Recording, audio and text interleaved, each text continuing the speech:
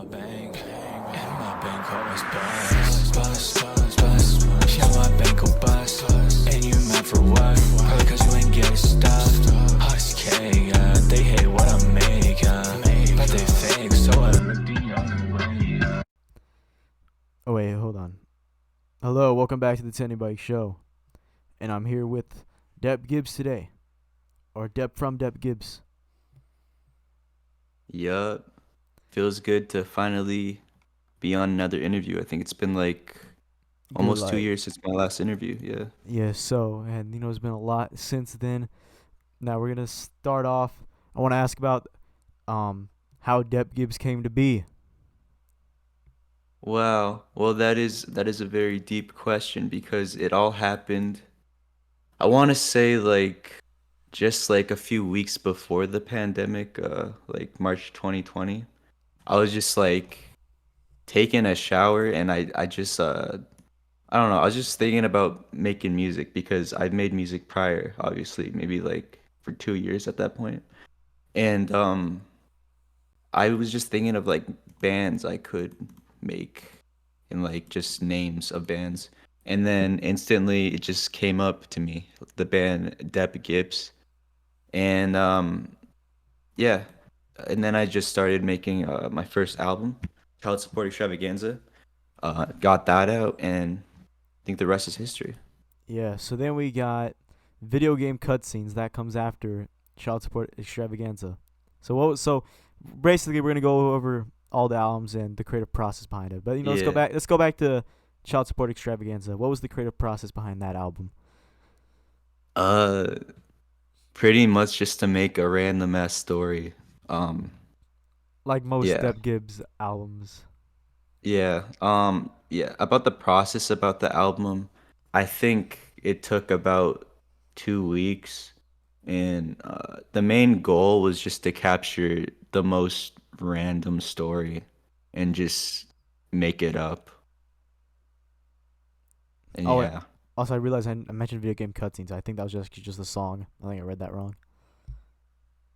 yeah, it was a song, and I had a Yes. great music video to that. I think that was my first music video, All right. video So game what cutscene. was so what was after that? I think after that was just Flex. This is the Flex signing, Yeah. and then Sea Salt Shores. So how was the Flex signing? Like how did that come to be? Well, I think just one day. I think it was the day that Flex Gang Volume 2 dropped. Um, oh no, it might have been the Brad video actually. The day Brad posted his reaction to Flex Volume 2, I think. I joined the Discord server, and who happened to be in the Discord server call was Lil Toyota, and Lil Toyota signed me because I just asked them, and yeah, that's how the process went, pretty much. All right. Then we get to the next album, Sea Salt Shores. Well, actually, wait, hold on. You had another album actually before that. Dream Master. Yeah. So about Dream Master, I kind of just made it out in a whim. Like I think I made it in about maybe like a few days. I kind of just made it because I had a lot of supporters and they were like like egging me to make another album. So I just kind of put that out there. Um, but yeah, All right. So then we got the first Flex album, Sea Salt Shores. yeah. So what was the process So on making Sea Salt Shores? There's another story, obviously. yeah, yeah. The process of Seasalt Shores. So Seasalt Shores, it's I want to say it's probably my most wild concept to date. Um, and how I thought of it, I'd say hmm, I don't actually know because I don't know. It's so random. I think I just thought one day, how do I make the most random storyline?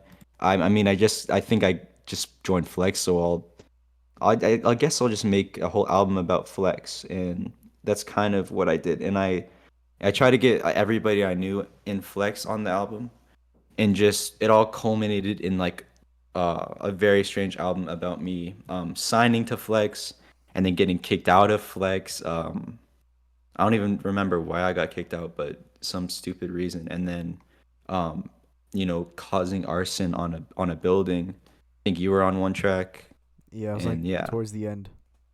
yeah, it's just a wild album. It's probably like the most fun I've had on an album, though. To be honest, that was All a right. really fun album to make. Yeah, and then we got the Deb Gibbs self-titled EP with the hit Yeah, song "Bertram is Bald." yeah. So the Depp Gibbs EP. I think I made this one in about 4 days, and yeah, um, one of my first albums where I actually like came out with a character to base the album around, like Blippy. But this is like my first, so it was Bertram. I like literally have no idea how I did it, but I just thought of a random character to base the whole album on, and I thought of Bertram. And yeah, just a random storyline again with I think the director of the FBI tasking the band Depp Gibbs to take a hit on Bertram. Um, but yeah, it was a really fun album to make, or EP. Yeah, and then we get the next album, "Tree of My Own Pea."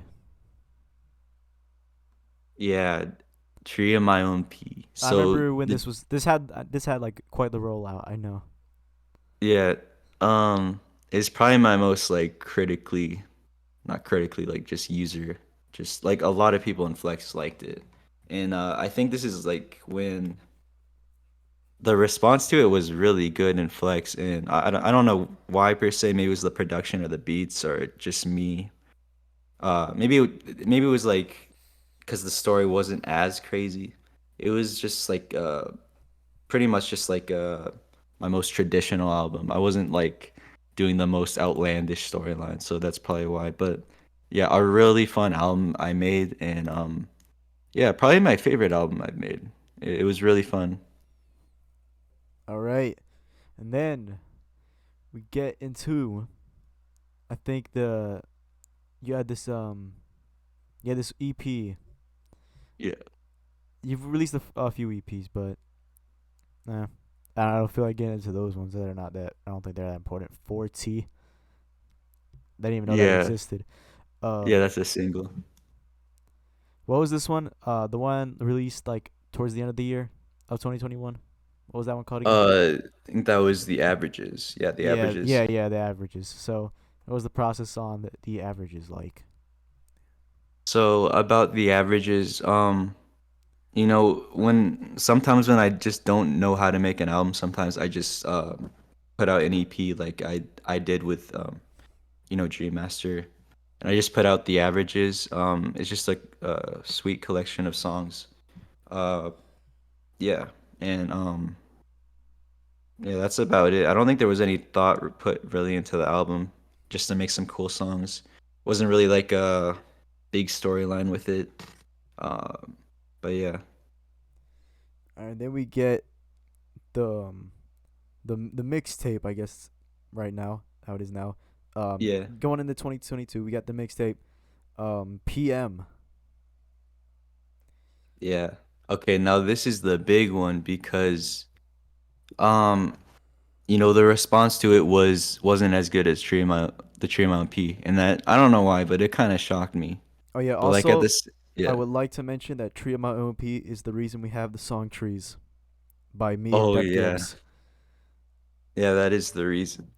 That All is right. the reason for one of the best Tenny Bike songs. Yes. And now I'll get back into PM. Yeah. Anyways, about PM. Honestly, I thought the response to the album was gonna be good because honestly, like my last albums were the response to them were good. So I thought the same would be for PM, but no. And the reason why was because uh, I didn't really put as much passion as I did for PM, and at the time, I don't think I realized it at first, but I totally get why. Because even though today I can look back at the mixtape and say, yeah, I like the vibe, I like where I was going with it. It just doesn't feel as good as my previous projects, and I totally get what people were saying, and yeah, but Yeah. And then it was fun to make yes. it. So then we got the most recent project, A Roll of Dice. Quite the interesting project, probably the most interesting Depp Gibbs project. So let's talk about that. Yeah.